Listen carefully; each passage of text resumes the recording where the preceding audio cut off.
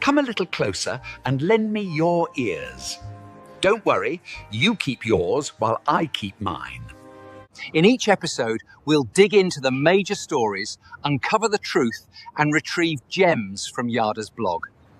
We'll discuss what's right, bark about what's wrong, wag our tails at the thrill of discovery, and take you on adventures through the exciting world we live in today. So, fasten your curiosity leash and get ready. Right then, coming to you with another episode of the Yada's Vlog on a Blog. Tomorrow's news, disseminated today. Let's dive in. Tomorrow's news, disseminated today. The Wookiee says, let's dive right in. Oh, boy. I just can't get enough of the Wook. You know, we have a new Wookiee introduction. It was done by our mutual pal, John Voight. It was... It's done for the basics. I think we're on our fifth or sixth basic program. We're going to do one midday today between this program and our family hour. Oh, wow. We'll get to see it debuted then. Obviously, you've seen it because you've worked on it. He has really got talent. He is very good, yes. Yes. And an attention to detail that I don't have when it comes to AI. I mean, to just keep going and going and going. Yeah. There are so many, the things on the blackboard, the things that are carved into the rock, the maps, the hats, the tools of the archaeological discovery, the calculation on time in that first whiteboard. He's really got it. It is spectacular. It's going to be worth just going into the basics for Wookiee's introduction, which is actually right. funnier than the one we just played. And on as a teaser for that show, we're going to start a series on the basics regarding Shabuwah, which is the next harvest, and it's the beginning of the time of Israel's troubles. So we're going to do it. I think I have 60 some odd pages of material that I have prepared in advance for that series. I probably have another 20 pages to assemble, so it'll be about 80 pages, and the maximum we can do really in an hour's time is about 10 to 12 pages. So it's going to be a long series on Shabuwah. And there'll be some really interesting things that are part of it. Like I think we've had a number of our family members have wondered, what is the reference to the 8 people? And how do they play into eternity? I guess with our AI assistant on the website now, a lot of questions have been posed regarding who those 8 people might be. Fortunately, that section does end by saying that it is Yahweh's choice. But the thing that's actually the most interesting about it is the preamble to it, as to what God says about our announcement regarding Teruah. And it's blow you away kind of prophecy. Wow. Good. Spectacular. While we're speaking of the website, Kevin, you and I were chatting about it before the program began, also with Kevin and Rich over here. We have an AI feature that is an AI assistant. It's a variation of Claude, but open market Claude. So it's not doesn't seem to be teachable at this point. But we are trying to get it to focus on what it's supposed to do. And with exception, I think, of only 2 or 3 people, the questions have been really quite good. And the answers have been quite good. We've had 2 people, both from the Mother Goddess cult, that have decided that they don't like their home very much, and they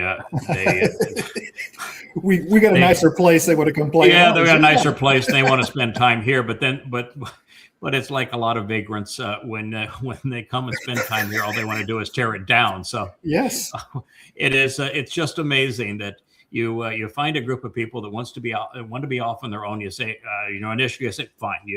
Thank you for your contribution up this point. Have a nice life. We'll goodbye. And then they can't handle that. And they spend, it looks like, every waking hour figuring out what they can do to try to demean me, even though they were only together because of me, and everything they knew was from me. And they were spending all their time trying to counterfeit me. And they're still at it after all this time. Every time they post something that is absurd, that's an argument, there is a immediate answer from Yahweh as to how stupid that was and why they shouldn't do it. And with every lesson, they just dig in and become more belligerent. It's a really sad situation. And to see them trying to torment an AI engine so that they can get it to disparage me. God, how childish are these people? And a complete waste of time. My goodness. It's not persistent, They're not. It's not persistent. They're not teaching it anything. Yeah. No. So let's just be clear. It is an AI assistant. AI has its limitations, but the advantage of AI is it can assimilate research.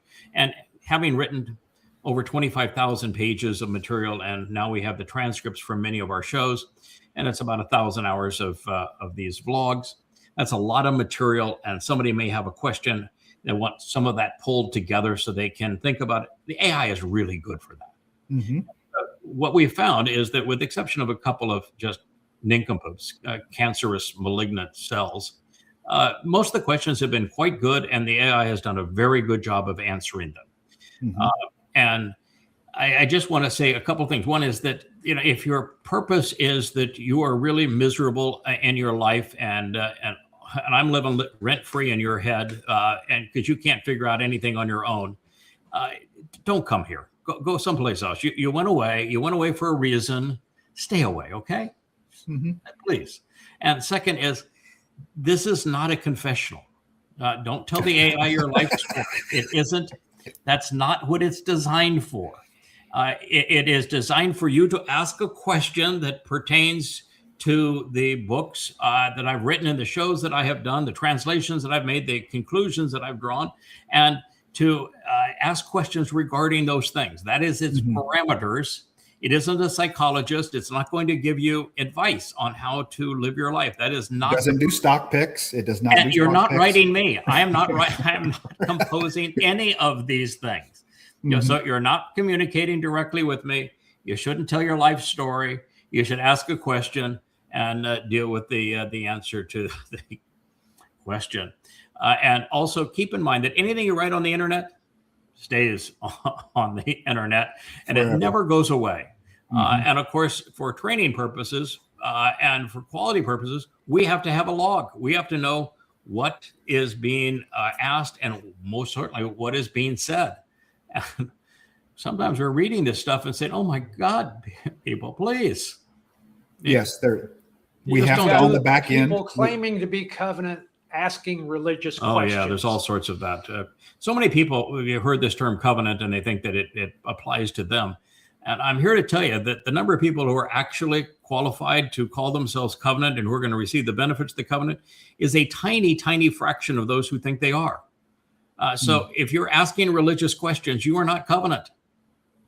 If you expect that the AI assistant is going to be your teacher, as opposed to reading the books and doing the work that's necessary to learn, you're not covenant. Don't worry about it. Sorry, but that's the reality of this, and it got to think it through. The next thing on a really positive note, and by the way, the AI, the Ask Yada's assistant on a positive note is exceedingly positive. It is really a nice tool. It's being abused by very few people and being used well and performing well by the vast majority. The other thing is that it's great for searches. It's great for searches. I can remember you saying something in a video, and I can go ask. I said, "Hey, when did Yada say something about Bakar? In this context?" And bam, it gives me. I've been absolutely amazed at the more and more that we're able to get the corrected transcripts in and everything of how actually dialed in it is on the source material to be able to get you the answer that's correct. Hey, where did he say this in this video? What was he when he was talking about Bakar or the White Lioness or whatever? It brings you to those passages and those places, and so it's really, really excellent for research. Yes. Yeah, that was our hope. Is that I think it's Mary that's providing the transcripts now, and Mary Page that is doing the transcripts, and everything I hear, she's doing a great job on these transcripts, and there is quite the file of them. I don't think anywhere close to 1,000 programs, which is basically what we've done, but certainly hundreds of programs where she has the transcripts from them. And that is where we're conveying most of what we are learning over this last year.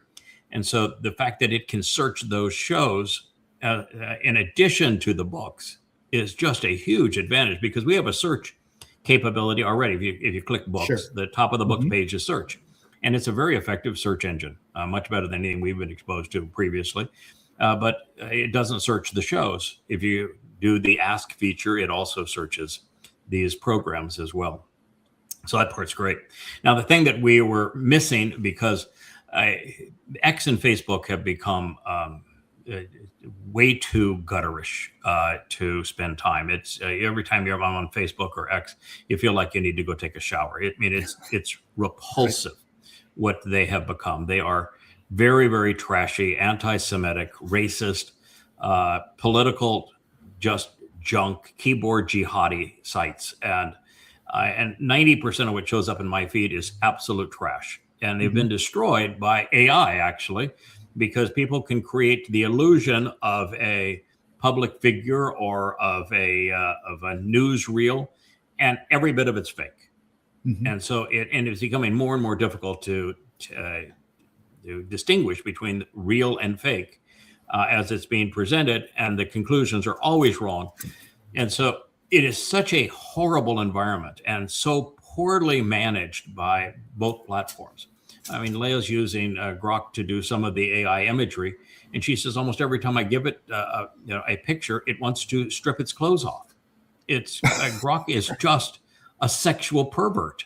And on Facebook, all of the strikes that I have on me at Facebook are because of something they provided in the feed, and my only contribution say this is not true. And yet I'm the one who's sanctioned for passing on what they passed on to me. It's just not healthy. And so what we wanted to do is to have everything you could enjoy and benefit from on Facebook and X when they were both functional, and they weren't anymore, but with a communication, chat, comment capability. And Joe has now created that. It was live for a moment. He wasn't pleased with its total functionality. He took it back down. It is, I think, live again from the footer. And it is 10 times better than it was yesterday. And yesterday I thought it was quite good. Yeah. So he's still developing that. But over the next couple of 3 days, I would think he'll take it live and we'll begin to debug it. But it has a way for you to be able to sign in, comment on a variety of different topics, and communicate with one another, even direct messenger between people. Yeah. So it is takes what we were trying to achieve on Facebook, where we had a sense of community, and it actually creates one in a non-hostile environment. So look forward to that and it being presented. But otherwise, that website is developing beautifully. Oh my goodness. In leaps and bounds too. Just the speed at which stuff, very, very complicated things come online has blown me away, because I kind of know a little bit about what goes into the back end of this. And man, I don't, is Joe sleeping? I mean, no, he is like Leia. They just don't sleep. They go all night. They might take a cat nap during the day, but they go all night, and it has been tremendous. All right, what I wanted to talk about here, Kevin, with you is really to delve into one particular topic, and that is, what is the next step in this horrendous war that Israel and the United States have decided to fight against Iran, and what is going to happen over the next few days, and what are the consequences of the escalation that is evident, that is about to befall us. As by way of introduction, I am not an unbiased person here, nor you. I care deeply about Israel's survival. I will ultimately lay down my life for Israel. I have had thousands of death threats on behalf of Israel. We serve the God of Israel. Israel is important to us. That does not mean that the religion of Judaism is of interest to us. We despise it. God despises it. So we differentiate between what it means to be a Yehud, beloved of Yah, and Judaism, one being very, very good and one being very, very bad. We also distinguish between the government of Israel, where it is, I will say, my conclusion, maybe your conclusion as well, that Netanyahu has become a tremendous liability for Israel, and that he has darn near destroyed the country. He has destroyed its reputation in the world. He has isolated the country and taken Israel to the point where it's the ultimate pariah of the world. Mm-hmm. I can't find. Go ahead. Oh, I was just easily the pariah of the world. Absolutely. Yes. Yeah. I can't find an expert anymore that is a genuine expert on the subjects that I find interesting pursuant to Israel and the world, who will say a kind thing about Israel. And almost all of them will overtly trash Israel. And these are experts on their subject. What Israel has done has put it in a position where there's literally no one who respects the government of Israel. Right. And it's played right into the anti-Semites who despise Israel just because it's Jewish. We don't. We love Jews and committed to the survival of Israel, actually to the remnant that will be able to go into the millennial Shabbat. We're the catalyst that makes that possible. So you can't have anyone more devoted to Israel than we are. And I've over the past quarter century, have invested over 100,000 hours in support of Israel, writing these books based upon translations of the Dead Sea Scrolls and writing another 13 books against the religions that are so caustic to Israel. Mm-hmm. Now, that said, Israel has put itself in a terrible spot, and I think we need to view the Iran war in context, not as an isolated instance, and to understand why we spoke against it before we just jump in and say, okay, now you're in a lose-lose scenario. You need to know we're not coming to this lose-lose scenario based upon current events and what people are saying today. This is something that we have developed as an understanding over the last 25 years. Mm-hmm. When Israel was attacked on October 7th of 23, I wrote a 100-page open letter to Israel, telling Israel that you do not know your enemy. Mm-hmm. Your enemy is a religion. It's not a terrorist organization.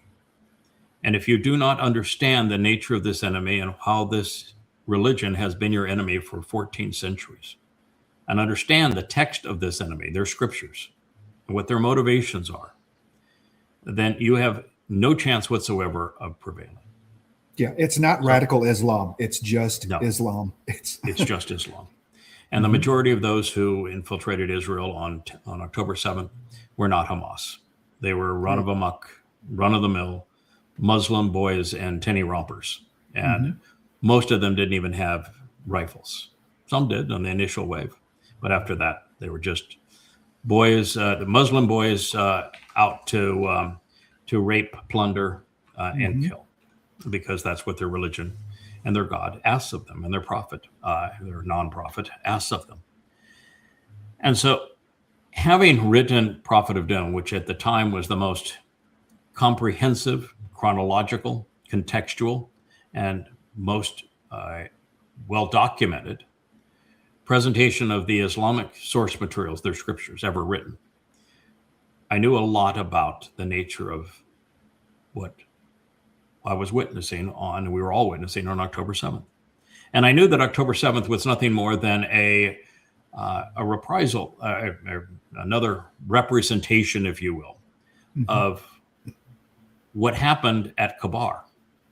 Yeah. After Muhammad declared that he was the Jewish Messiah, and he moved into Kabar, or to Yathrib, now Medina, which was at the time a farming community, 30,000 Jews, highest concentration of Jews anywhere in the world at the time, and the farming community of Yathrib, date farmers is what they were.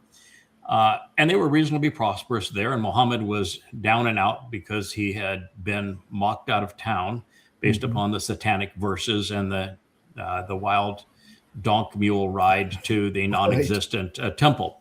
And so he was a laughingstock. And he managed to convince 12 pagan morons from Yathrib that he was the Jewish Messiah, and that if they supported him, that they would be able to rape whoever they wanted to rape, enslave who they wanted to enslave, rob and keep 80% of the plunder that they had conquered, with of course Muhammad getting 20%. Gotta get your and that if they lived, then they could roll in the dough and the babes, and if they died, that his pretend God would reward them with multiple virgins in the Islamic paradise. And they said, "Oh, great! What a deal, man! That's perfect. Right. What do we need to do?" And they said, "It's a pledge of Aqaba." And the pledge of Aqaba is, we pledge to wage war against all mankind. So I knew the nature of this beast, and I knew that Israel didn't. And I knew that Israel had entered a time when the IDF had become a liability rather than their protector. And that became obvious on October 7th. The IDF was counterproductive. And since that time, it has continued to be counterproductive. Because as I foretold back on October 7th of 2023, I said, Israel, I'm going to tell you the 5 things you need to do to survive, of which you're not going to do any of them, but I will tell you they would work. And then I'm going to tell you the things you're going to do, and I'm going to explain to you why they will not work. And I predicted everything they were going to do and told them exactly why they weren't going to work. And I said, you're going to invade Gaza. Dumb move. You cannot defeat a religious foe with bullets and bombs. With bullets and bombs, you will make more of them. This is foolish. And in the process, you're going to end up destroying Gaza, and you're going to turn the world against you. And they did. And now everybody in the world is saying, Jews committed genocide in Gaza. No, they did not commit genocide in Gaza by any sane definition of genocide outside of the UN's new revised definition of genocide, which is a bully in a sandbox is genocidal, because he made Didn't the population increase? The population of Gaza is more today. Yeah, it increased. It increased. Those Jews, they are good. If they can genocide and increase the population, how do they do that? The fact is, if the Jews actually wanted to commit genocide in Gaza, they could have done so from the air, never invaded Gaza, and they could have wiped out the entire population. They could have ended the lives of 2.2 million people in 3 days' time. And had all these room for settlements. But you can't perpetrate genocide on a group that does not have any related genes. Genocide is a racial elimination of a race of people. Genus, yeah. Palestinians are not a related race. They are an ethnic slur. There is no such thing as a Palestinian. There never has been. The closest thing was the Philistines, and they were exterminated around 600 BCE by the Neo-Babylonians. They don't exist. It is nothing but an ethnic slur. And so you can't have genocide against a myth. And you can't have genocide if the population grows. But the UN rewrote the statutes on genocide so they can convict anybody they wanted to of genocide. Donald Trump, of course, is genocidal. Anybody who makes one or more people feel uncomfortable is genocidal according to those terms. I have published them many times because I went and read them. I wanted to find out why they were making these claims. And according to their definition, everybody is genocidal. I'm genocidal because I've said things to people that they need to hear, but that are uncomfortable for them to hear. Right. Okay. Discomfort. Yes. That is the margin. Now you got to rewrite the definition, right? So you can justify absolutely how you're going to. So the definition doesn't mean anything anymore, and so you can accuse anybody of it. You can accuse anybody of a war crime today because the way that the war crime statutes are written, everybody's guilty of it. I mean, the kid that shoots 3 spit wads, he's a war criminal. But the fact of the matter is, Israel didn't commit genocide there, but what they did do may have been worse. They bombed Gaza into a heap of rubble. And with every picture of that heap of rubble, it became worse. And then they did the unthinkable, which is they put themselves in a position that they were responsible for feeding and caring for those who wanted to abolish them, to exterminate them. I mean, never in the history of human events has anybody put themselves in a position where they're hated by the world for feeding those who want their annihilation. It's just astonishing that this is the way that Israel has put itself into this position, and they've done so because of the dunderhead moves by Netanyahu, the IDF, the Mossad, and the Shin Bet. It's as if no one in Israel can think anymore. That was a wrong move. You can't say, well, there's nothing you can't. You had to do something to Hamas. You had to. Hamas is every bit what they were before you went in. So you killed the heads of Hamas, but you killed the heads of Hezbollah too. You killed the heads of the state of Iran too. What happened? They replaced them.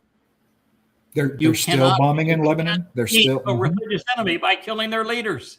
Right. I'm sorry. This is just stupid. And so you made a bad situation worse, and you turned the entire world against you in the process. And you want to pound your chest and say, oh, we're fighting a 7-front war. No, you're not. You're fighting a war against one foe, and you won't even acknowledge who that foe is. And with everything you do, all you're doing is angering everybody. And now you put yourself in a terrible position, because by angering the entire world and becoming a pariah, Israel is now isolated to a single genuine, not genuine, it's not a round term, a singular ally. You know, I know that Modi will come in and he'll put his hand around your shoulder. Modi would kiss a snake if he thought it was in India's best interest. Modi is the ultimate tramp of the world when it comes to pretending to be your friend and then turning on you the next moment. He has zero loyalty, none. And you've isolated yourself from China and Russia now, so that you are the enemy of China and Russia. You've turned all of Europe against you. And so all you've got is Donald Trump. And you don't have America because you lost the Democratic Party, of which most Jews in America are Democrats, and you lost the Democratic Party. That's almost universal hatred of Israel.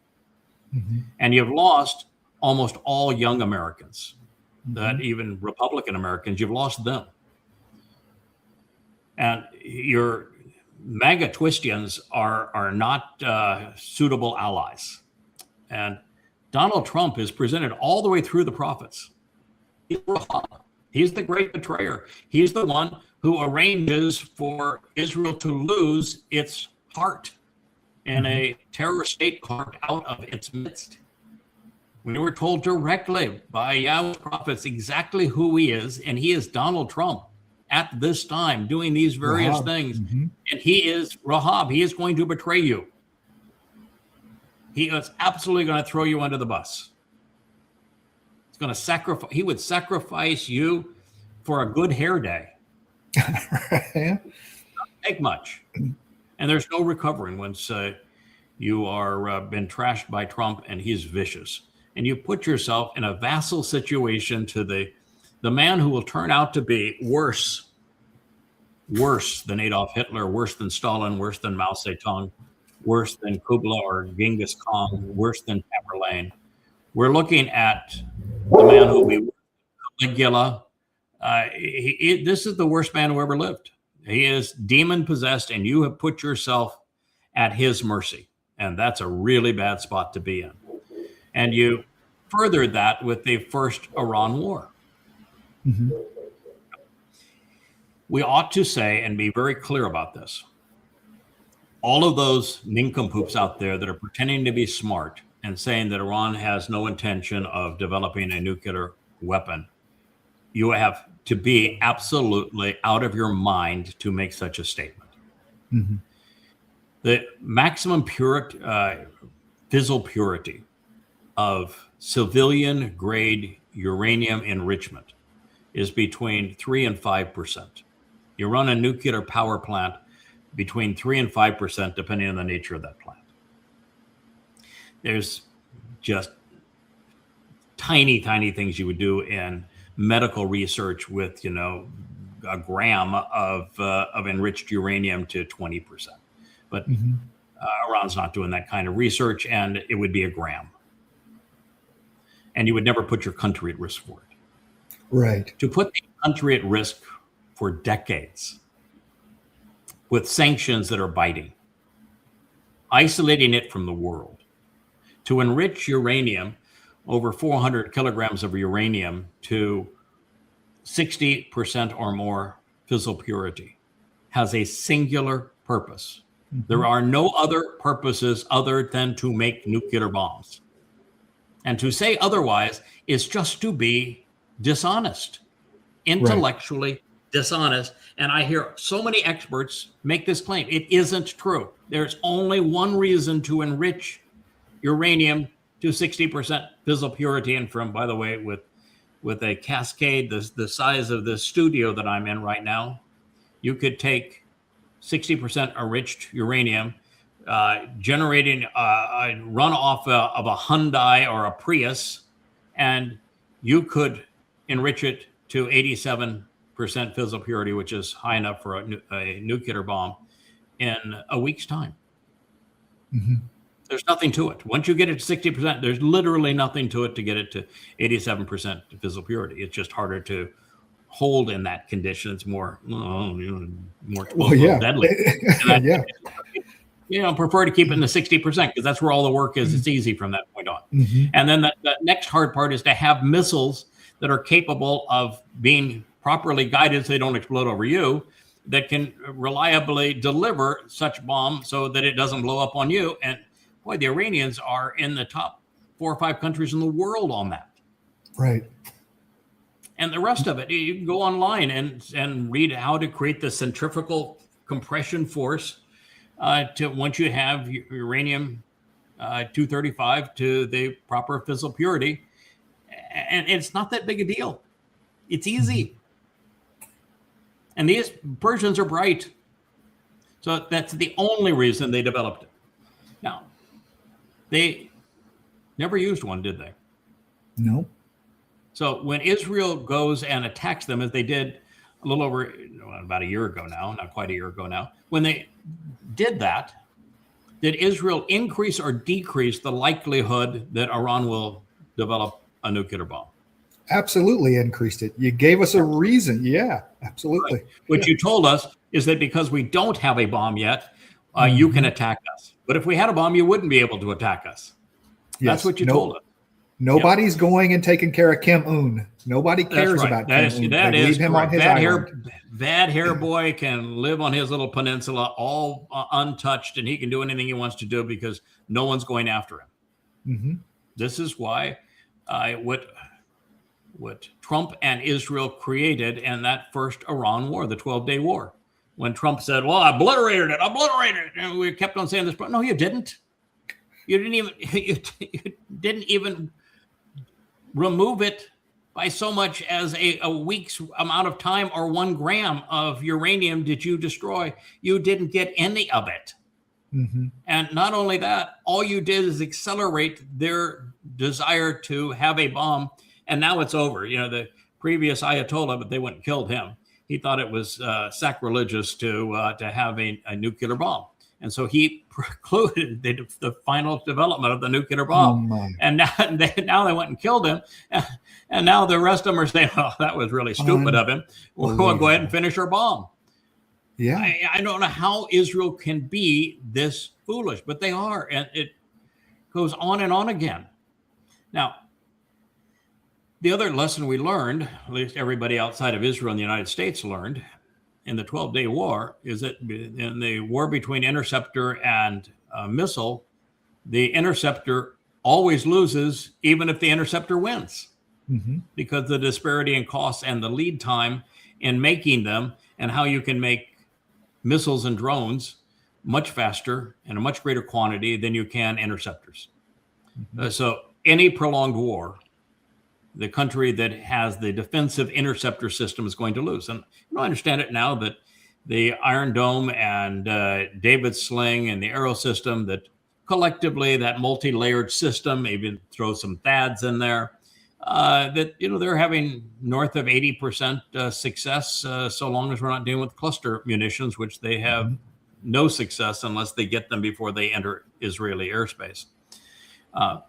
So this is not a war that Israel could win as missile versus interceptor. And then we went on to say that you have to look at relative size when you're doing these kinds of things. I know more about Islam than any Muslim. I mean, now having taken Prophet of Doom, rewritten it, and expanded it from 1 volume to 5 volumes that are all 825 pages long, and have translated every verse in the Quran and put it into context of Muhammad's life and provided every meaningful hadith regarding Muhammad and the development of the Quran. I know Islam better than anybody. And I just tell you that I'm exceedingly opposed to the Islamic regime in Iran. But that said, I know that when a country does things that are suicidal, that's not helpful. And when no you one look has, at this, go ahead. No one has an exit strategy here, Israel or the United States, because they didn't need one. Netanyahu doesn't want to go to jail, and Trump doesn't want people to talk about Epstein files. So, I mean, and therefore you have a war that's going to destroy both countries. Absolutely. Literally going to destroy both countries. That is where we're going to end up here, is a war that destroys both countries because of personal issues with heads of state. Now, the size issue matters. Size does matter, turns out, Kevin. And the reason size matters is that Iran is 20 times the size of Israel, but it's about the size of Western Europe. You could not destroy Iran with 10,000 bombing runs. I mean, now we're bringing in the B-52s to carpet bomb Iran. Yeah. You can kill a lot of people. You can scare a lot of camels. You can scare up a lot of dust. You cannot destroy a nation the size of Western Europe with a bombing campaign. No. It can't be done. And Israel can't do it with their little air force comprised of fighter jets. No. It's impossible to do. And yet, when you have a tiny little country the size of, 5 postage stamps, where 70% of your population lives within, 10% of your land? Oh, between Tel Aviv and Jerusalem? How easy it is for Iran to obliterate Israel. And it's impossible for Israel to go the other way. Iran could attack Israel with 2 million troops. And I think will, based upon my reading of the prophets. And they will gain some help on the way across Jordan. They will gain some help on the way. Oh, and they're going to go across Iraq, which they already control. And then across Syria and Jordan, which they'll find not only will they find a favorable environment there, they'll pick up hundreds of thousands of jihadists along the way. They'll go from 2 million to 3 million going there. Now, going the other way, Israel can't do it. Right. There is a 0% possibility that Israel could take mechanized units and go through Jordan, Syria, or Iraq, and then invade Iran. Cannot be done. Impossible for them to get there, impossible for them to be supplied, impossible for them to be victorious. And there's 100 reasons that I could get for that, but it's just impossible. So Israel cannot prevail with an invasion, which means they can never control the country. They can't occupy the country. And you're never going to get the Shiite Muslims in Iran to capitulate and say, oh, yeah, you beat us. We'll capitulate. We'll give you all of our uranium. Even though you have bombs, we'll give up our missile program and we'll be completely defenseless. And we will no longer have our little helper cells with the Houthis and the Iraqi militias and the Hezbollah and the like. We'll give up Islam while we're at it, and we'll convert to Judaism. No problem. 0% chance that's going to happen. And so Israel is dealing with a country with 93 million people versus what, 7.5 million Jews in Israel.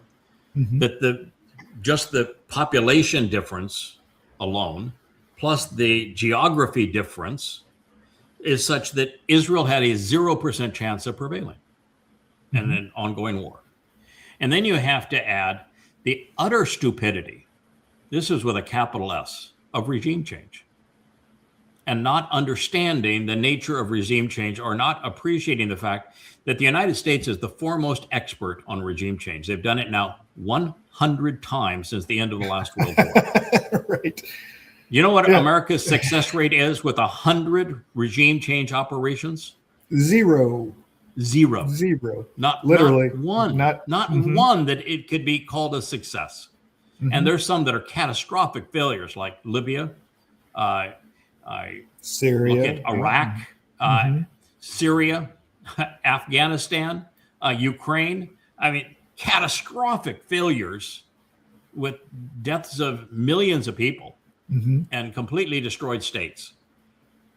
And that's the legacy of regime change when coordinated by the CIA and or CIA, MI6, and Mossad.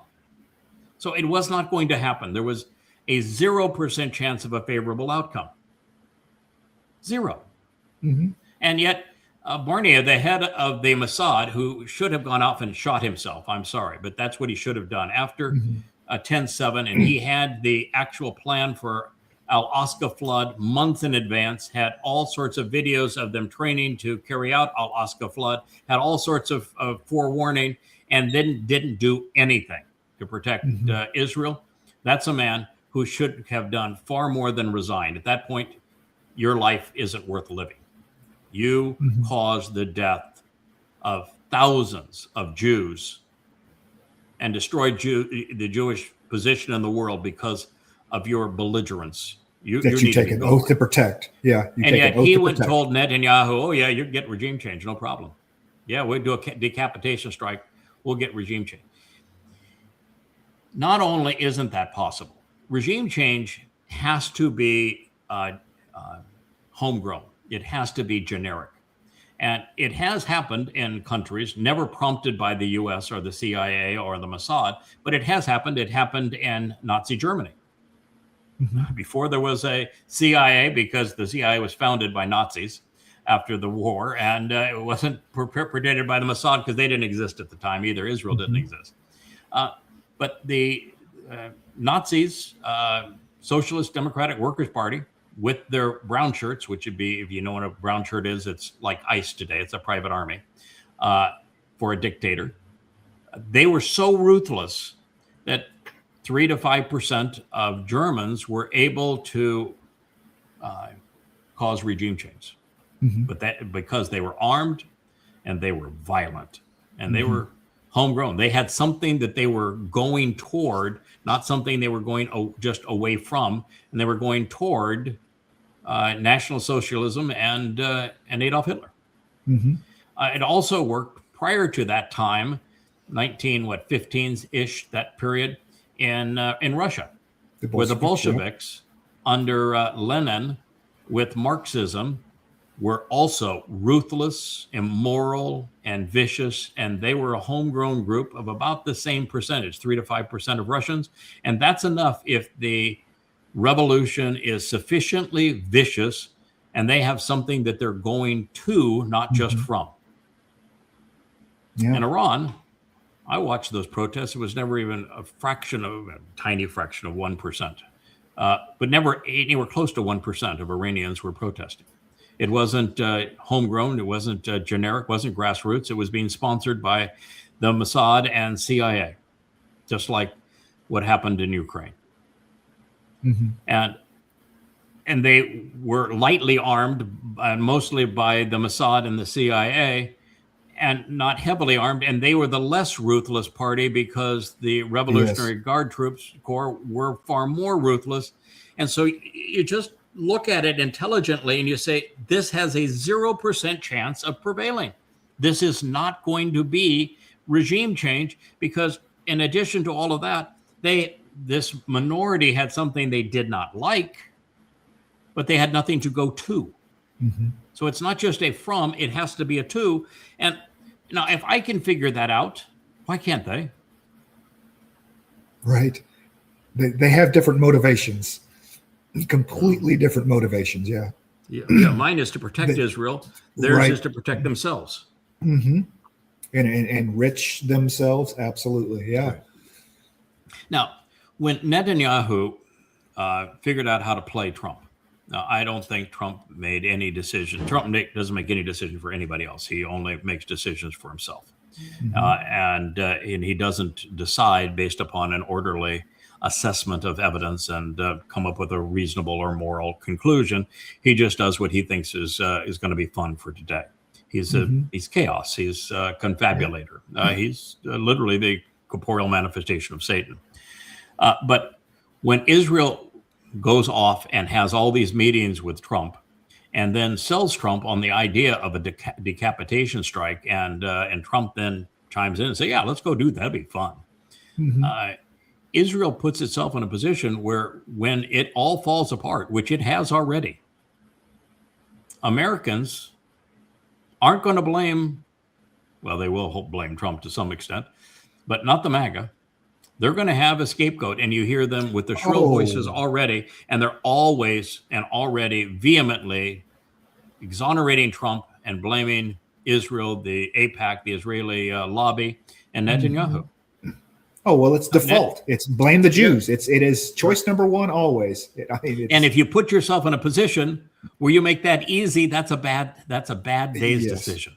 And when Israel was already isolated from the world because of what they did in Gaza, even though it was, they were obviously badly harassed by the Muslims on 10/7, but the Muslims on 10/7 harassed them and were vicious because they were trying to taunt them into destroying Gaza. That's what the Muslims wanted them to do. That's why they were so vicious, was to taunt the Jews into destroying Gaza, because they knew if they destroyed Gaza, they could accuse Israel of genocide and isolate Israel. And once they isolated Israel, there would be a fake Palestinian state. And once there was a fake Palestinian state, Israel's completely indefensible. Mm-hmm. They knew that would happen. And it did. Israel got played. And then with the 12-day war, Israel becomes the ultimate pariah nation and had to beg for peace because they're running out of interceptors and they were getting badly hit. And there was nothing they could do to Iran, and they were not having any effect on Iran's nuclear program. And they knew. We talked about in the last show with the decapitation strike, they've got no one to negotiate with now. How do we turn it off? You talked about the dead hand switch. You talked about that. It was a 3-point loss for Israel, the decapitation strike. The first is that it turned Khomeini and the regime into martyrs. Mm-hmm. And so rather than being people that say, the tyrant is dead, let's go take over the country. No, they rallied around their guy because he was killed by those dastardly Jews whom Iranians hate. And therefore, you turned him into a hero. Mm-hmm. You completely changed the nature of the Iranian government. So you didn't get regime change in the sense of, boy, let's get a pro-Israeli, pro-United States government. What you got instead was a more anti-Israel government. You go and you killed their parents, you killed their leaders, and what you get is a group of younger leaders who are now saying, we have nothing to lose but to go, we'll fight to the death. We'll fight to the death to destroy these bastards. Mm-hmm. And that's where they are now. So they replaced the government, all right, with a vastly worse government. Mm-hmm. And then they got the dead hand switch. Khomeini outsmarted them, just like Sinwar did. And I actually think that he set himself up to be a martyr, that he knew what was going to happen. And he put out the dead hand switch in advance of it, which decentralized the entire Iranian defense and military, and gave ongoing orders to each of those separate silos of defense and say, you fight to the death. Mm-hmm. And that's what they want to do. Death to America, death to Israel. I mean, why? That's all they want to do. So, yeah. Yes. Now, we're not Give 'em free speaking rein. on behalf of Iran here. No. Don't like Islam. Really, just know it better than anybody, dislike it more than anyone. But when you have a country that you care about doing stupid stuff, you need to expose to them why what you did was so stupid. This is our attempt at an intervention.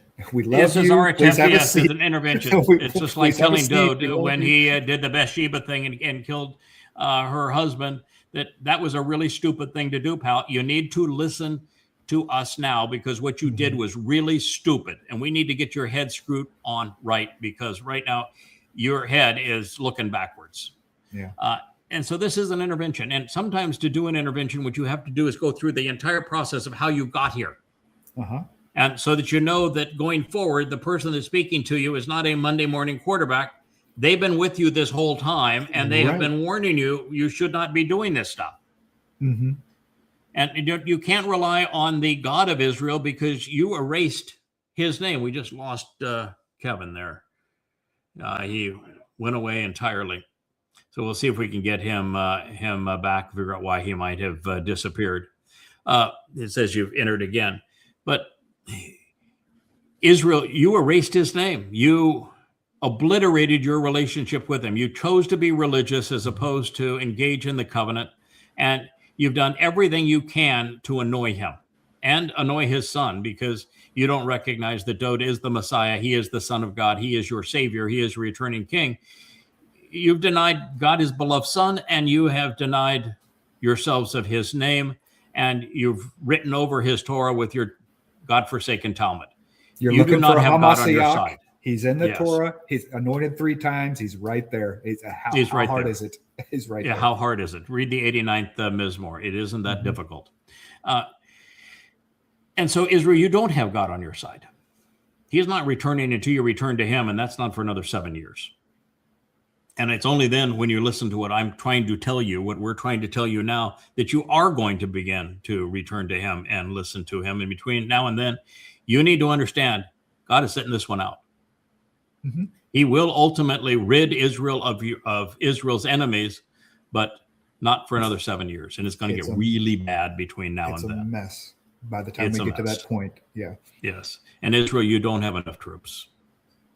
You know, you're a nation of 7 million, 7.5 million Jews, and maybe a third of those would qualify to be soldiers. Mm-hmm. And of those, you have 20% that are too religious, and they're just nothing but parasites, and they'd be a liability. Even if they would agree to be part of the military, they'd be a liability. They have no skills. They're parasites. They're hair-ready. And then you've got the super Marxist Jews who, you know, the only flag they're going to carry is the I'm queer. And I got nothing against gays. I mean, really, I don't. But when that's your identity, chances are you're not going to make a very good soldier. Mm-hmm. You don't even know, if you don't even know what sex you are, chances are you're really not in a position to go out and fight like a man. Right. And I understand that in Israel, women fight too. But, you know, I've looked a lot of the images of the IDF in Gaza and around, and you might see one woman amongst 1,000 images. Yeah, they're in the military, all right, but they're not the ones carrying the rifles. Not in combat. No. Yeah, not in combat. They do a lot of dancing videos, but they're not in combat. Yeah. And so it's Israel, you just don't have enough troops to make a difference. All right, so Israel, you're in a terrible, terrible position, and there's literally no way out for you. Because this time, Iran's not going to negotiate with you. Mm-hmm. They're not going to have a ceasefire with you. And you cannot invade them, you cannot destroy them, you cannot defeat them. And so all you've got left is to hope that the United States can. Well, yeah, we're going to try. They're talking about, you know, Karg Island. That's they're thinking that this is the linchpin of the whole thing. We can open up the Strait of Hormuz and everything's going to be great gravy, right? Now, if the problem is the closure of the Strait of Hormuz, was the Strait of Hormuz closed before Israel and the United States attacked Iran? No, it was good business as usual. I mean, the main problem is the insurance. were the Kuwaiti and the UAE and the Qatari and the Saudi Arabian. Were their oil fields operational? Yes. Yeah. They were operational, and there were ships, 100 or so a day, right, going through the straits. And what are there now? And what changed? 3. Trump. Well, that are Trump. Chinese that are allowed to go through. So what caused the closure? The stupidity of the United States and Israel. That's what caused the closure. So you're not going to. There's an old lesson that my pappy was not a very good man. He was a very mean man. But he one of the things that he constantly drummed into my head is you don't send good money after bad. Which means if you're a gambler, and I'm not a gambler, but if you were a gambler and you've lost your savings, Your rent money, your rent money, you don't go into that little secret stash that you had and say, "Well, I'm going to bet it all back on this one move." I just need one win. That is not. You don't ever send good money after bad. If you have a losing hand, give up and try something else. This idea you've never lost until you quit. No, you got to learn when it's time to quit. Just stop and digging. Try something else. It doesn't mean that you give up on life. It's just that you give up on the approach that is not working, because you continue the approach that's not working. Guess what's going to happen? It's never going to work. What is the definition of insanity? Trying the same thing and expecting a different result. Well, we tried twice now bombing Iran. It does not work. So what are you going to do? You're going to invade Iran? So here we are. This is what I wanted to talk about. The Trump, I can't say Trump administration because it's Donald, the demons that possess him, and psychopaths and clowns. But he has decided. He's not thinking about. He has decided. And he is not contemplating dispatching. He has dispatched past tense. 10,000 U.S. troops to invade Iran. Originally, he said it was, I'm going to give you an ultimatum. Right. 24 hours or 48 hours, you open the Straits of Hormuz, or I'm going to take out your all of your energy infrastructure. Your power plants. By the way, would that be a war crime? By their definition, yeah. It's by any definition of a war crime, would that be a war crime? Well, taking out the energy grids of a nation, that is textbook definition war crime. That's why we have the UN. That's why there's a UN charter. That's why there's a rule of international law. There are things that if you do, you will become a pariah state, and they will try to indict your leaders and bring them to trial. That is a very severe war crime. Bombing a children's school was a war crime too, but not to the extent of taking out a country's power grid. Right. This is nothing but a war crime. So he made that threat. He made us an ultimatum. Somebody who claims to be good at making deals never issues an ultimatum. An ultimatum is not a negotiating tactic. It is a tactic of total desperation. Ultimatums don't work. They are for weak-minded people that don't have an argument that will prevail. Right. That's your cluster. So he gave a 48-hour ultimatum, and I don't know if it was the fact that Iran said, play that card. We'll take out all of the energy infrastructure and the petroleum hydrocarbon infrastructure of every Gulf state. So you do that. Desalination plants. You will have crippled the world. The entire world will go into depression for 10 years.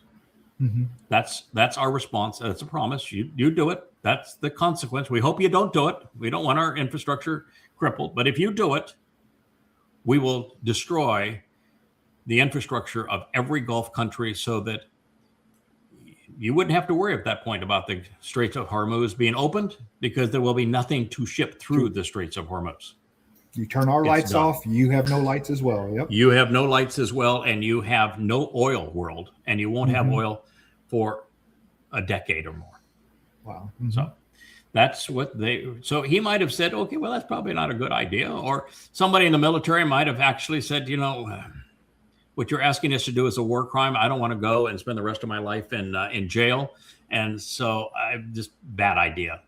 Does not do that. So then he came back 2 days later and he said, okay, I'll give him 5 days. 5 days. So it's a more open-ended ultimatum. Witkoff and Jared are working on it. We're going to give this 5 days. Yes. Oh, we're having really good negotiations. They're begging for a deal. Okay. And of course, they're not begging for a deal. There are no negotiations. All of this is confabulation. It's in Trump's mind and no place else. He is lying about negotiation. There are none, and there haven't been any, and there won't be any.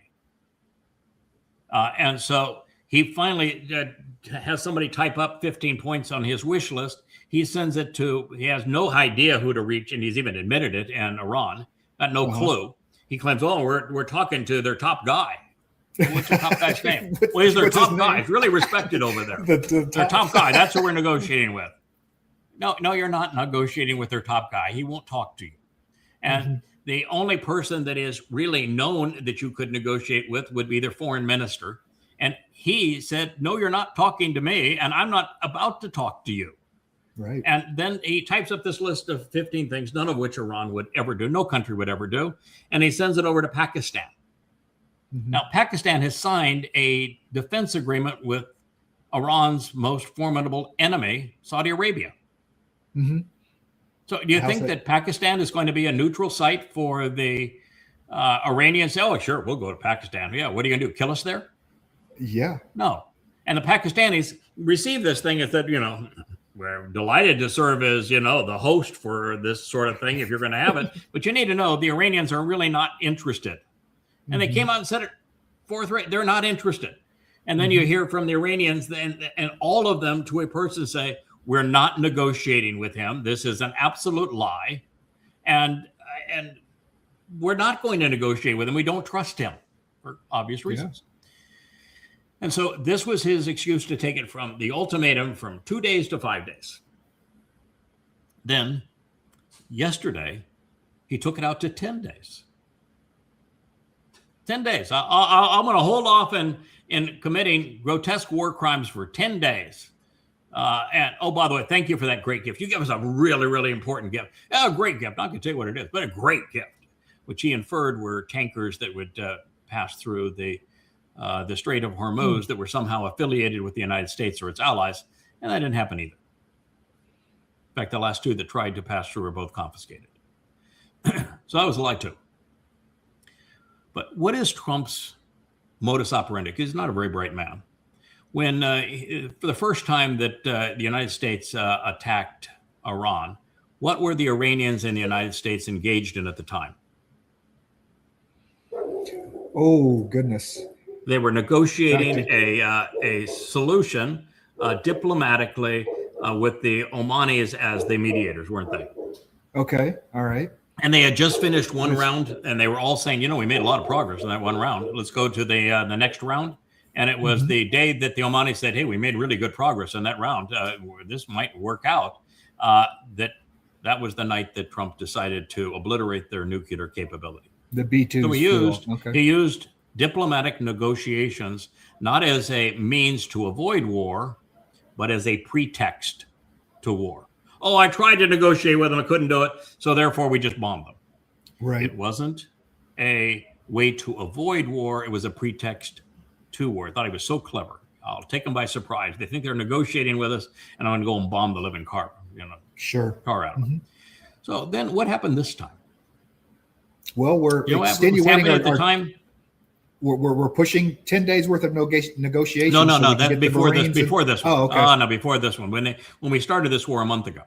Oh, we started this war a month ago. Strike. Yeah, get them together because we're going to negotiate our deal, and then we'll take them all out. When we were negotiating a month ago, again, the Iranians actually said, listen, if your issue is with enriched uranium, we're committed. The Ayatollah is not going to make a bomb with it.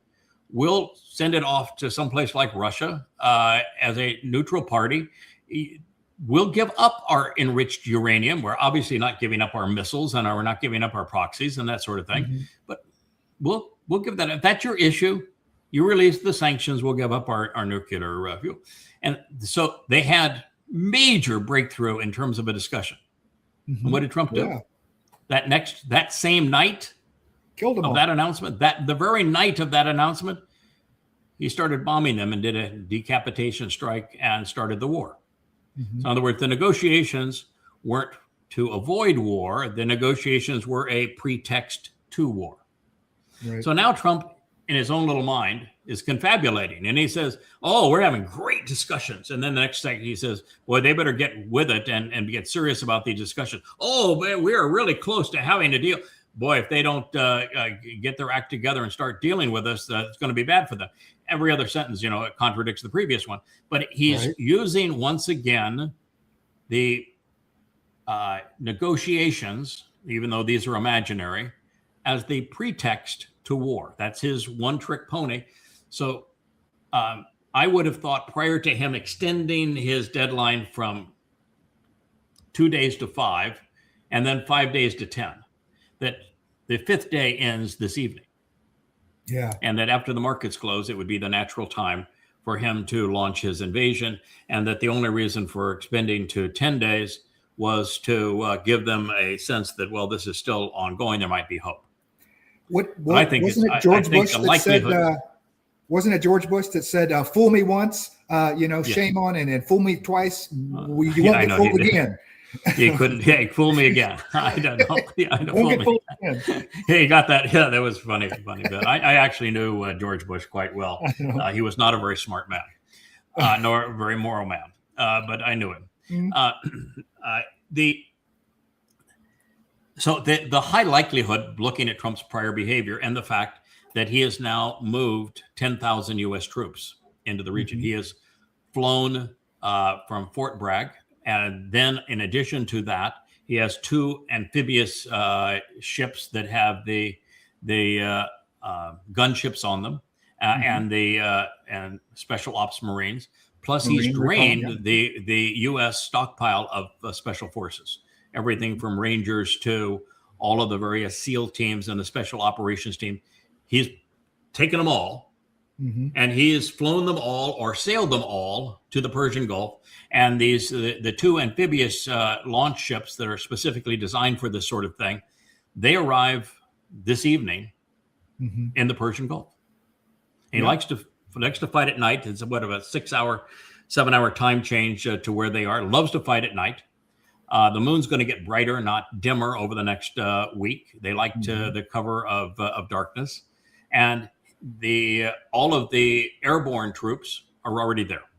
They landed today and yesterday, so he's got 10,000 troops there. Wow! What do you think he's going to do with them? Well, Marines don't do well setting in camp. The only way to defeat a battalion of Marines is not to engage them. They'll kill themselves in bar fights. Oh, yes. By the way, the Marines and the special op forces that left, it says the only thing that's really important to us now is that there's chaplains coming along, because we're being put on a deployment without any prior preparation. There is no planning in this case. That is suicidal. So I hope they have chaplains. Yeah. Wow. Now, so they're all there. And Trump has had a fixation on Krog Island since 1988. He has a speech talking about the damage he would do to Iran if he could take Krog Island all the way back to 1988. He's had a fixation on it. And so I think what you're going to see, and oh, by the way, we did one other thing. We moved a whole squadron of B-52s to this theater. And we brought them there for a single reason. They're going to do carpet bombing of the shoreline of Iran. Sure. So as they do carpet bombing of the shoreline of Iran, we deployed the A-10s, which are, meat grinders, and the Apache gunships. And these Marines and special ops and Ranger airborne divisions, we're going to put 10,000 U.S. troops on a number of islands in the Persian Gulf. It's not only going to be Krog Island. It's going to be those islands that are around the choke point of the Strait of Hormuz. Right. And there will probably be some that go inland to try to take out the various weaponry and the fast boats and all that sort of thing that are inland.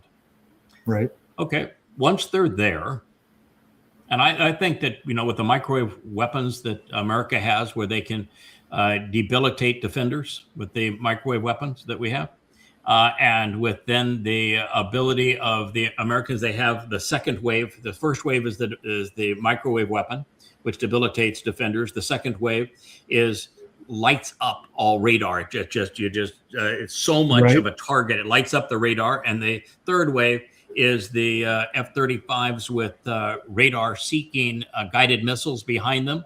And the 1, 2, 3 is likely to create a appearance of victory for America, where they'll take those islands and they'll take the coastline of Iran that's been carpet bombed. Likely to do all of those things. And then what? And then what? And then what? I mean, forget about the fact that there might be 1,000 casualties in doing it, or at least 500 casualties in doing it. And then what? How are you going to hold those islands against a nation of 93 million people that have 2 million troops under arms? Right. And they want to kill you to defend their homeland, who have a huge stockpile of guided munitions and have all manner of drones. They're the kind of the foremost inventor and user of drones today. And you're going to put them on islands in the midst of the Persian Gulf. You with can't a nation resupply with that many drones, and you cannot resupply them, and you can't protect them, and you're out of interceptors, and an interceptor is a lousy weapon against drones anyway. What are you going to do? You're going to shoot them out of the air with Apache gunships? I mean, what is your plan? How are these men going to survive? Mm-hmm. And then and let's just say that they do land, which I think they will. They take over the islands, which I think they will. What do they accomplish? They're not a maintenance force. They don't hold anything. Oh boy, now you got Frog Island. You can bring ships in there, and you can just steal all of our oil. What's going to happen? I mean, there's a 0% chance to happen. And then, in addition to that, imagine the response of the Iranians, even if they're only able to marshal 10% of what they said, and they go off and they start bombing all sorts of drone and missile attacks, the refineries, the oil distribution facilities, and the water facilities, and all of those family dictatorships, as they like to call them, throughout the Gulf region.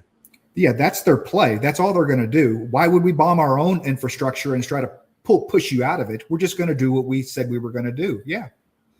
Well, they will use drones. They will take out Krog.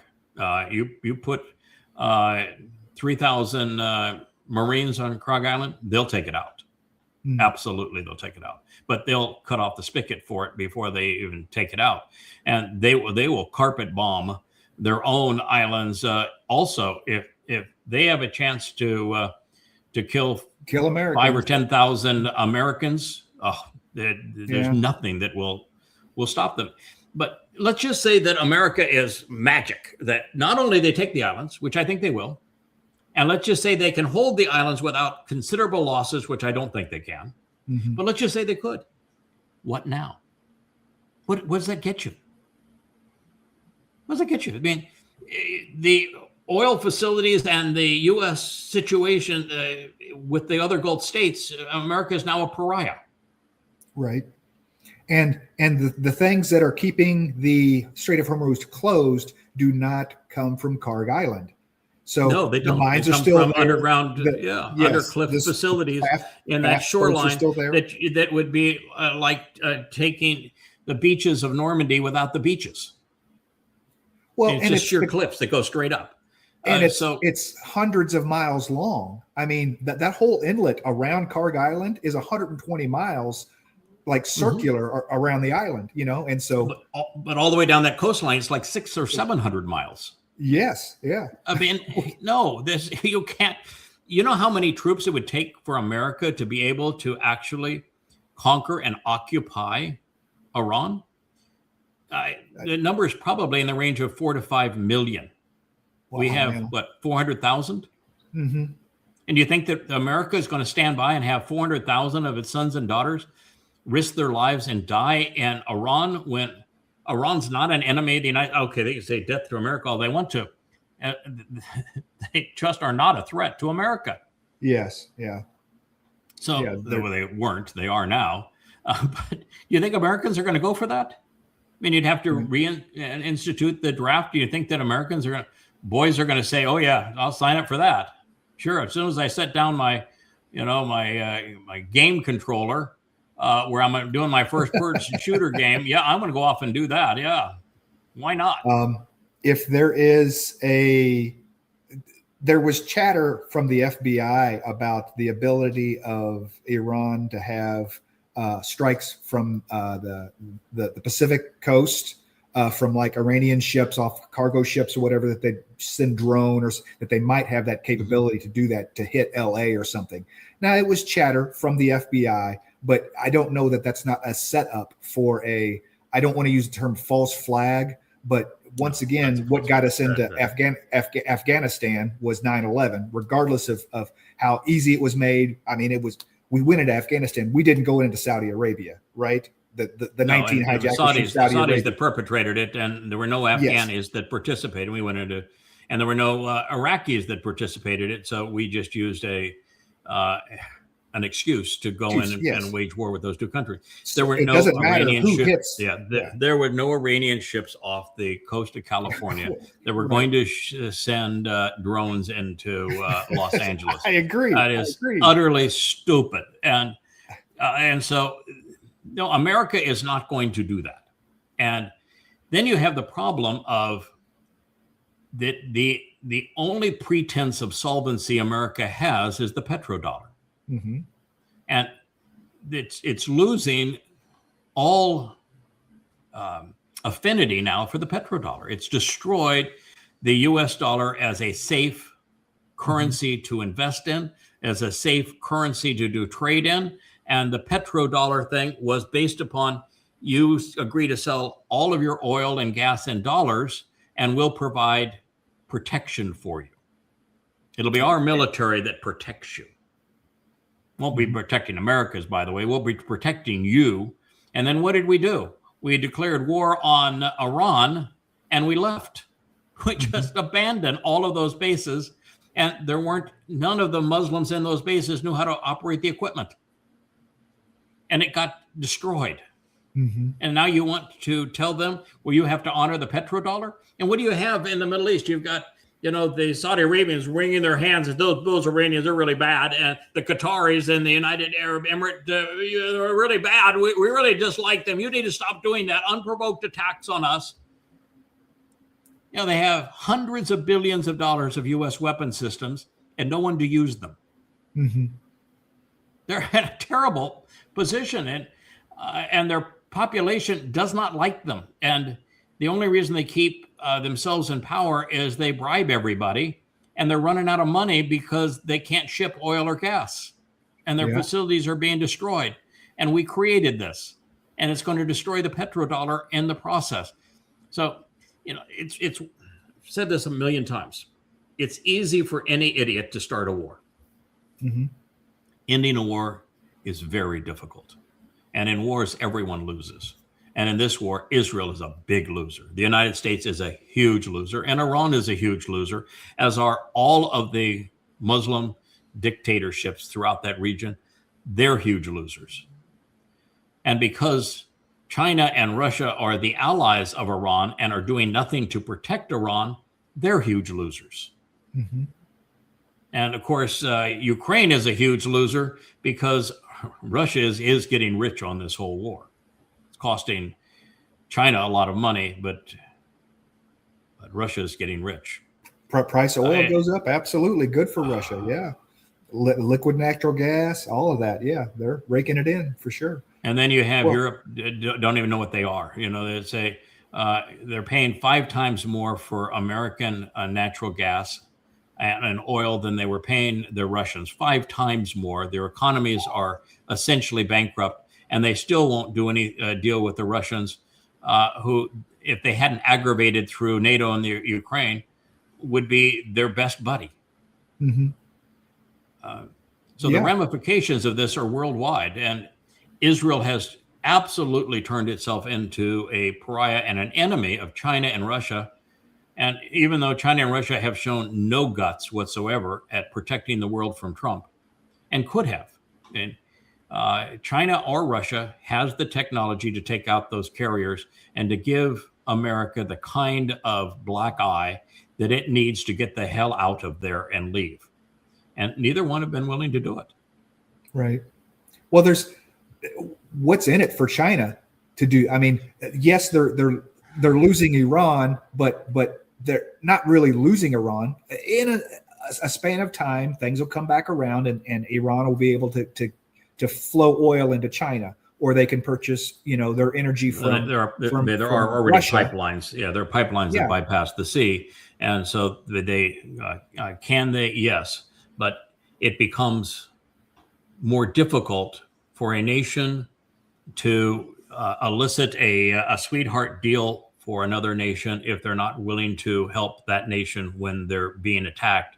And to the degree that America destroys Iran, it makes it more difficult for China to get oil from Iran, which is a huge part of this war, is that the neocons all wanted to carve up Russia and China. And so if they obliterate any business that Russia or China can do in the world, they think that they can accomplish that. But the Chinese are already the world's foremost leader in alternative energy sources, both nuclear, solar, wind, coal, clean coal, you name it. They're already the number one developer of all of those sources. And China has enough pipelines from Russia and from eastern Iran to suffice. But what a mess we've made. We've destroyed the petrodollar. We're now at $39 trillion in debt, and we have no way to service the debt. No one wants to buy U.S. bonds. And we have positioned the U.S. military as just a bratish force that is enormously destructive but can't prevail.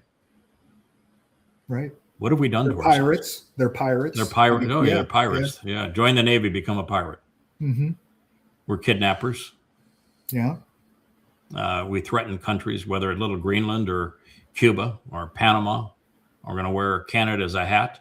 No, we've destroyed ourselves. And I think Americans and the world needs to know that Donald Trump is the corporeal manifestation of Satan. He is exceedingly dangerous.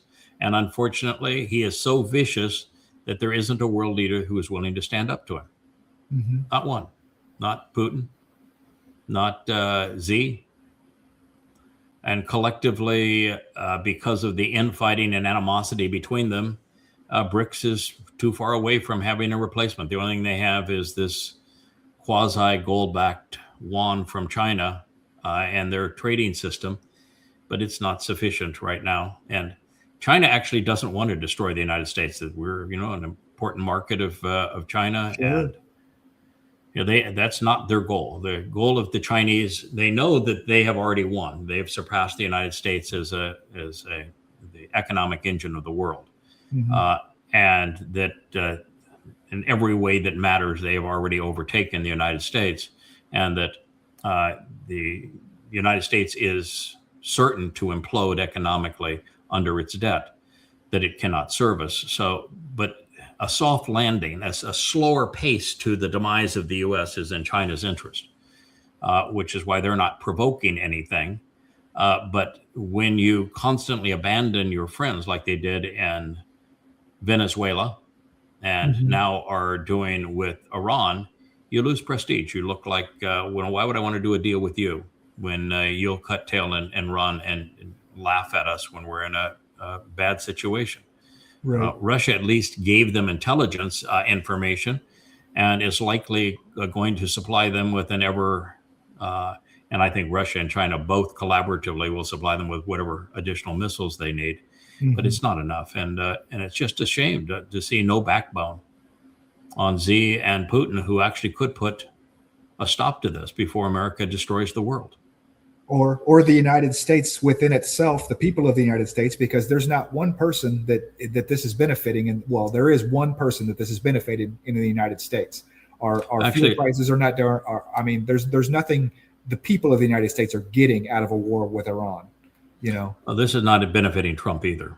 It's Trump's popularity and approval ratings are in the tank. So he knows that he is a rat that's cornered. Even as stupid as he is, he knows he's a rat that's cornered, and no one's buying his rhetoric anymore. So he's put himself in a horrible position. There is no out anymore. And the more you escalate the situation, the further the off-ramps become. So the idea of declaring victory and leaving, which he did the second day of the war, he just didn't leave. The moment the Strait of Hormuz was closed, there is no declaring victory and lose. You can't leave. You can't do what you did with the Houthis. You can't lose and then declare you won and leave. You can't do that because they've closed the Strait of Hormuz. And you can't open it to a favorable degree. Could the U.S. Open it and then ensure every tanker that went through it and keep it from being mined and keep the fast boats from working and keep all the missiles at bay and keep all of those refineries along the other side of the Gulf Coast open and keep the Iranian refineries also open and all of the pumping stations open? Could they do that? No, but could they pretend and have 10% of that? Maybe, but at what cost? Yeah. And to what outcome? It would definitely be budget insurance. It would be your progressive. We'll pay for your sunken, lost cargo boat. 10 years from now. Yes. And then when the mines continue and the fast boats continue and the destruction of all the Gulf states continue, and Iran is not going to allow America to steal its oil. They have 2 million troops under arms. They're not going to let the Americans stay there unharassed. What are you going to do to protect them? You're going to send in another 2-3 million troops? Wow. You've eliminated any chance of leaving when you take this next step. And you have assured the destruction of not only the region, Saudi Arabia, Kuwait, the Emirates, Qatar, all of them, Bahrain. But you've also guaranteed the destruction of Iran, 93 million people there. And you've guaranteed never having a functional relationship with Saudi Arabia or China again. You've isolated and put Europe into a depression. And you've destroyed the petrodollar. So what would you achieve by taking this next step? You would have to be demonic, really, to make that call. And that's where we are. That's why I wanted to do this show, to say this is the only outcome from this series of events. So could you have very quickly a look of victory by the U.S. forces taking those islands? Yeah, I think they will take them. But for what it's going to be a good Monday and a very bad next Friday. Yes. Yeah. What is the overall consequence of this? And you need to understand the mentality of Muslims from the Quran's perspective. Allah was very clear to a Muslim. If a Muslim retreats, if a Muslim stops fighting, then Allah says, I'm going to take that former Muslim who is now a hypocrite, and I'm going to have my good Muslims kill them so I can torture them forever in the hottest places in hell. So a Muslim that signs a deal capitulating to a non-Muslim is automatically destined to an eternity of torment from their God. And a Muslim that dies killing for Allah is guaranteed an eternity of decadent rewards and perpetual virgins. Now, when you know that, how in the world is this plan going to work? Right. In their mind, it is fight to the death. Why not? Yeah. Why not? Yeah. If you don't fight to the death, your soul's going to be tormented forever. And if you do fight to the death, you get the virgins. And I understand that Iran's not nearly as Muslim as it once was, but the fact of the matter is, when the United States is bombing you every day, you're going to that's where you turn. Yeah, you're going to hate the perceived Christianity of America. Yep. And you're going to turn, when there's no one else to turn, you'll turn to your God, even if he's pretend. So, with Hespesis right now, we're fighting the Crusades again. It's onward Christian soldiers. Right. Fighting off to war. I mean, it's the Crusades all over again. Mm-hmm. I have seen lots of posts about people. Trump is doing God's work. And I mean, it's disgusting. It's disgusting. It is. Yeah, there's only one thing worse than a person who's overtly political. And that's somebody who is overtly religious and political, as are most of the MAGAs. They're politicized Twistians. That's why Charlie Kirk was such a counterproductive individual. It's why Tucker Carlson and Candace Owens and Nick Fuentes and all of that cast of characters, even Glenn Beck now is among them.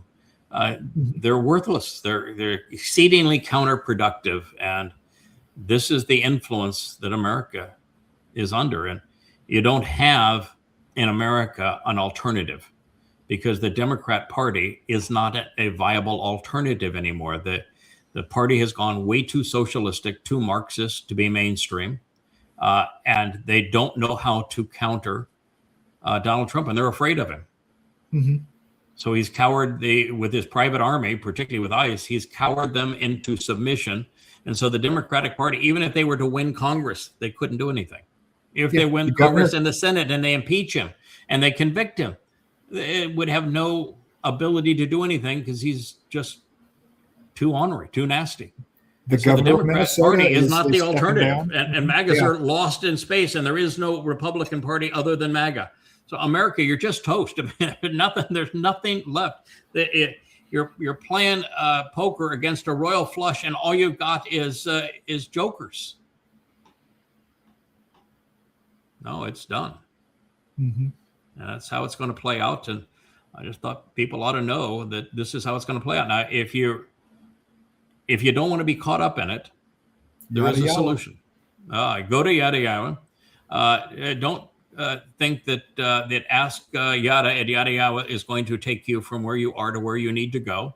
You need to start reading the book. Start reading with an introduction to God. If you want to know about current events, then read Time of Trouble, the 9th volume of Yada Yada. Yes. Mm-hmm. But build yourself a foundation of information. Read the Coming Home series. If you're still caught up in some Christian mythology, read the Twistianity series so you know just how bogus that whole religion is. There was no Jesus. God is not a man. Man cannot kill God. Bodily resurrection is pagan ideology. It has nothing to do with reality. The whole thing was made up by Paul. It is an absolute lie. And come to read the goddamn religion books. There's 5 volumes. Come to understand who this enemy is, so that you can actually, there you go. That's the Twistianity series. Then we have the goddamn religion series, where you come to know who Allah really is and who Muhammad was, and why you can't beat this group of militants with bullets and bombs. You need to wield words wisely, and we don't know the right words to wield as a nation or as a people, humanity. But if you do make the right call and you shed your ignorance and you start reading and you learn and you can respond intelligently to Yahweh, then you need to engage, because God does not do deadbeats. He is not looking for people who want an entitlement plan. If your plan is, I'm going to do whatever the minimum is and I'm going to sit there and eat bonbons on the sofa, you are not welcome. And you get the Adam treatment. And it's what we found out with all of these people that were listening to what we had to say and benefited from it, who then decided that they were going to go off and pursue a mommy goddess and then attack everything that we had accomplished. That you bail out on the covenant, you are not welcome back in the covenant. Mm-hmm. Miriam was the great proof of that. She was a prophetess. She led the Song of the Sea on the women's side. And then she went in and claimed, well, we too speak for God. And God says, well, it's as if your father spit in your face there, young lady. You are now covered with leprosy and you're banished from Israel. And you become synonymous with what it means to be divorced. So you need to know that there's a lot at stake here, and you need to get your act together and in a hurry. And you ought to stop pretending that you're covenant just because you can say the words. Mm-hmm. There's a lot to learn. There's a lot to do. And God's not looking for pacifists. He's not looking for the humble and the meek. He's looking for fighters. And he's in a fighting mood. He's in a really, really, really enraged disposition at the moment. And it's going to get even worse as the religious and the conspiratorial and the anti-Semites and the nincompoops continue to irritate him. So you're forewarned. This is what's going to happen. And it's playing out right before our eyes. I mean, when we said a year and a half ago, a little more than a year and a half ago now, that Donald Trump is the great betrayer that Christians call the Antichrist. He is the Torahless one who is now known as Rahab. That's the term that Yahweh used of him. Mm-hmm. It was one thing to say it to them and then to be able to prove it through the prophets. But then to have Donald Trump every day since then prove it. For you, yeah. You know, you ought to be listening.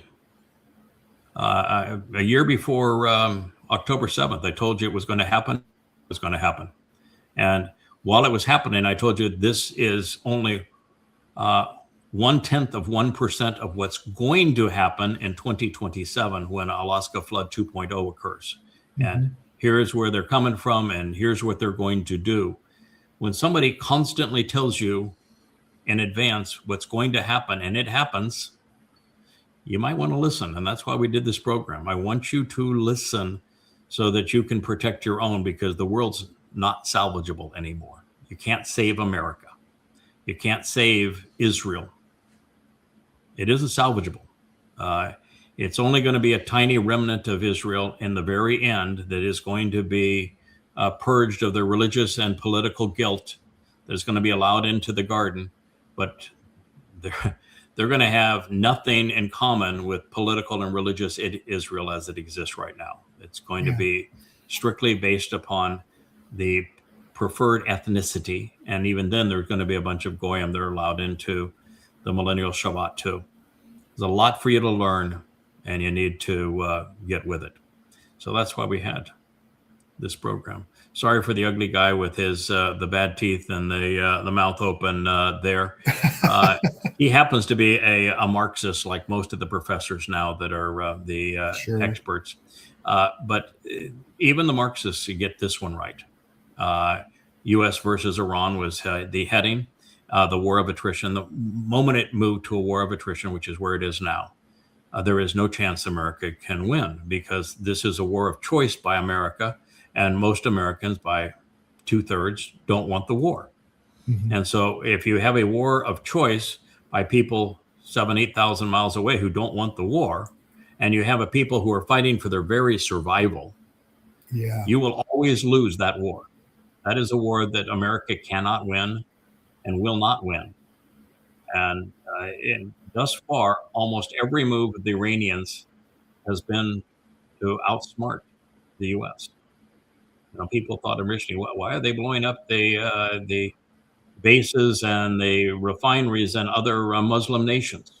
You know, we're very, very smart to do that. Buildings, I mean, hitting the bank towers in Dubai. I mean, it was, Yeah, the U.S. radar installations there, the U.S. bases there, the CIA offices there, and then the oil distribution facilities that were used to support the family dictatorships that were against Iran.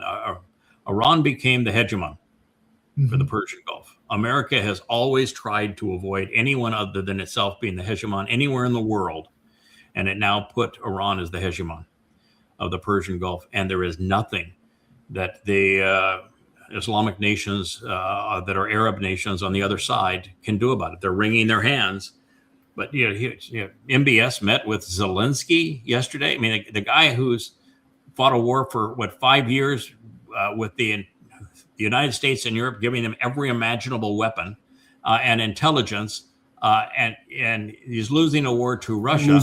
And you want to say that he's the guy that you want to ally with to defend yourself against the Iranians? Yeah, come on. I mean, it's just desperation. I think all of these family dictatorships are desperate now. They're painted into a corner, and there's no way out for them. No way out for the United States, no way out for Israel, no way out for the Gulf Arab nations, and no salvation really for Iran. It's being destroyed in this process too. And so is the world economies in Europe and Asia, and of course the United States. This was one of the greatest miscalculations of all time. Mm-hmm.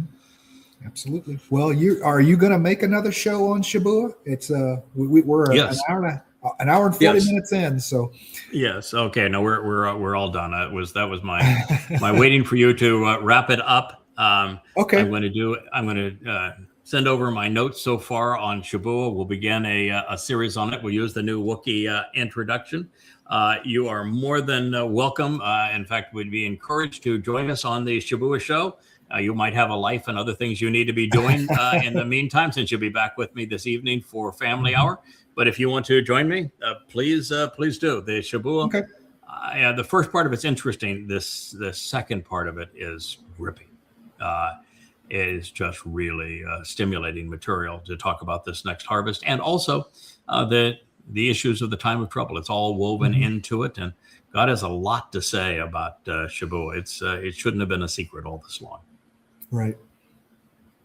All right, there, Rich. We'll let Cara take us out. Thanks so much for producing this show. Hey there! Thanks for tuning in. That was Fetch. Gotta run now. Catch y'all on our next podcast.